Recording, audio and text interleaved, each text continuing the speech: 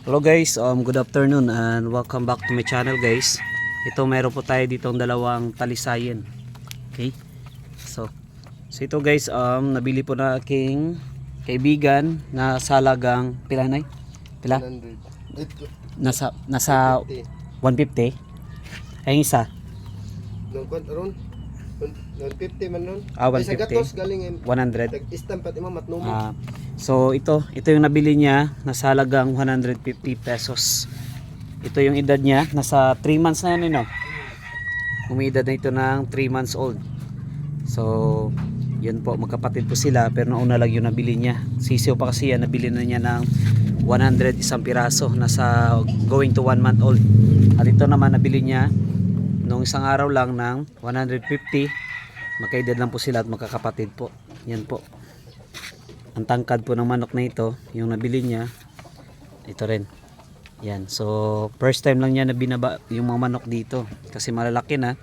At balak niya ng talian. Pero yung ginawa niya rito, kinulong niya muna dito. Sinasanay niya muna sa lupa bago niya tatalian. Yan.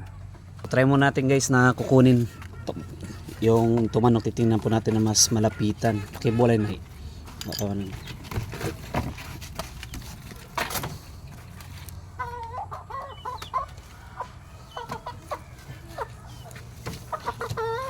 So ganito po yung itsura ng manok na nabili niya. Yan po.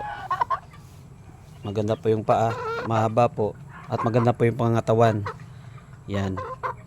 Batang bata pa pero sulit na yung kanyang katawan. Ito naman yung isang piraso niya. Ito. Straight comb po, magkakapatid. Parang yung isa nasa P-comb po yun. Nasa P-comb. Tapos ito straight comb, yung isa. So patatanggal din natin guys. Titingnan natin kung ano yung itsura. Pero ito yung kulay nito, mas light po ito kaysa doon sa isa. Mas lamang po dito yung kulay puti na kulay dito sa kanya kaysa doon sa isa. So ito naman guys yung isang piraso. Yan, na nabili niya ng 150 lang. Nasa 3 months din ito. Yan. Okay. So yun lang guys yung ating content sa ating vlog. Pinakita ko lang dito yung nabili na 150 na talisayin na manok. Okay.